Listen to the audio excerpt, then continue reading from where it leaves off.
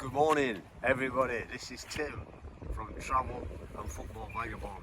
Okay, today we're back in South Perth, not too far from the Swan River, and I'm with my dear friend Sam. And Sam's going to quickly give you a quick look at himself. Is he going to pan round? Hey, how's it going?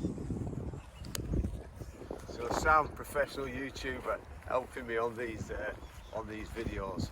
Second video for me actually today. So yeah, and today's discussion we're going to talk about the Olympics, sport in general, and the professional athletes, and how we expect the professional athletes to perform at a high level. And so a question for everybody, and you can leave a comment on the section below, is, you know, we do expect our athletes, and by the way, I love sport, as you know, and I love all the Olympic sports, and it's been unbelievable. And the question is, so we expect the athletes to perform at a high level, and yet sometimes you wonder if the administration, the governing bodies and the committees are being professional in their outlook. We have a situation where the other day there was some boxing where you have a person from born a different gender and then boxing against someone. Is that an unfair advantage? Should that be allowed?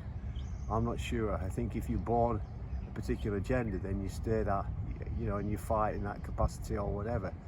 Another interesting thing I think was the fact that we got surfers, amazing surfing down in Tahiti, and you've got these surfers, and again, unbelievable the moves that they do, but they're there just basically surfing above the razor sharp coral reef, and a couple of times the waves are unpredictable, and the surfers get taken into dangerous areas just above the razor sharp coral reef, and you think, is that fair? Is that a fair professional way to put your athletes, put the surfers in that position?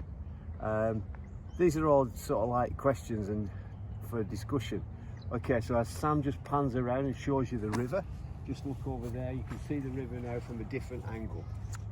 He's going to just pan around and show you a few things. That's the CBD. That's a playground in front of the CBD.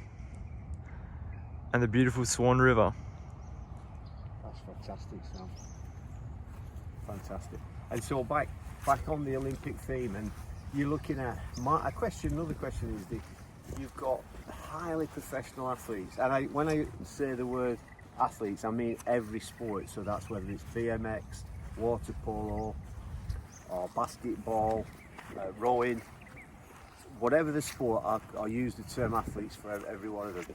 But you have highly paid and heavily resourced athletes.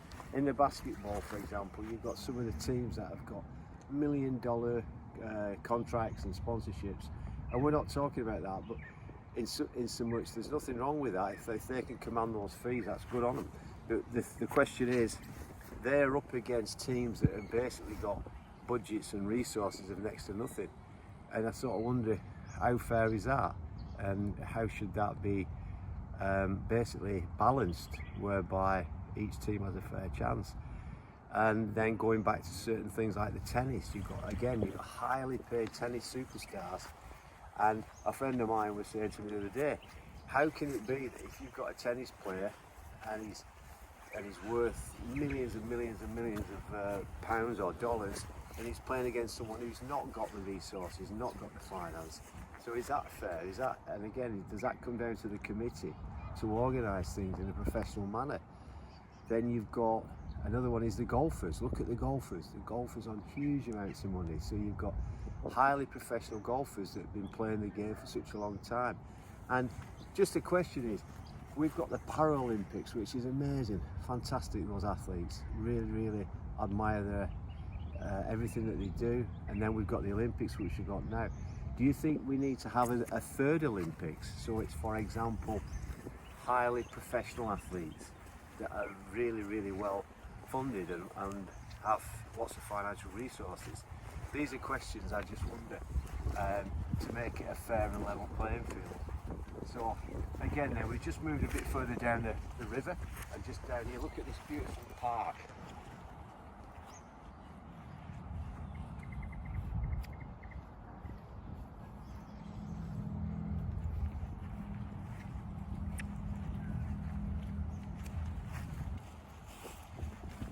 And so I'm touching, once again, I'm touching on the level playing field, and what we expect the governing bodies to expect of our athletes, professional athletes. And you have, I ask the question is, you've got the BMX cycling is amazing. The aerial jumps, the aerial turns, and the expectation of how high the cyclists have to get their bicycles, do a twist and do a turn. But I mean, the danger to it is incredible. And so, again, is that fair in that we push these athletes again to be so disciplined and so determined and so skilled to reach these achievements, to win the gold medal, and potentially at what cost? And people might say to me, oh well, it's their choice and it's a good life, and I agree. You know, these athletes are following a dream. And I think if you've got a dream to be a top athlete, that's amazing, absolutely amazing. I mean, I've been fortunate in my life, I followed my dream, and I was fortunate or blessed to be able to reach that dream. So I think having your dreams as an athlete, whether that's in whatever sport, is amazing.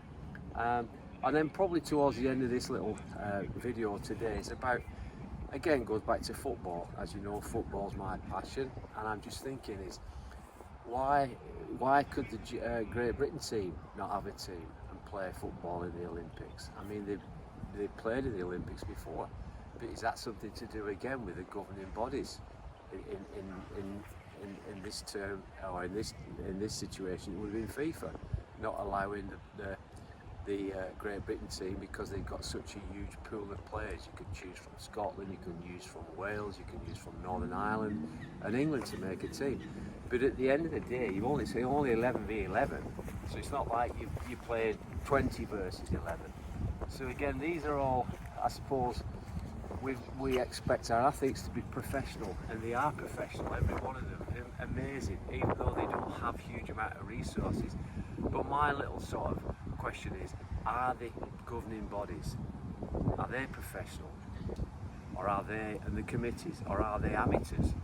And therefore, I think if we're asking certain athletes to perform at this level, and use the dedication and the time and the skills, then really we should have the governing bodies of all these different sports. We should have those accountable, and those should be professional.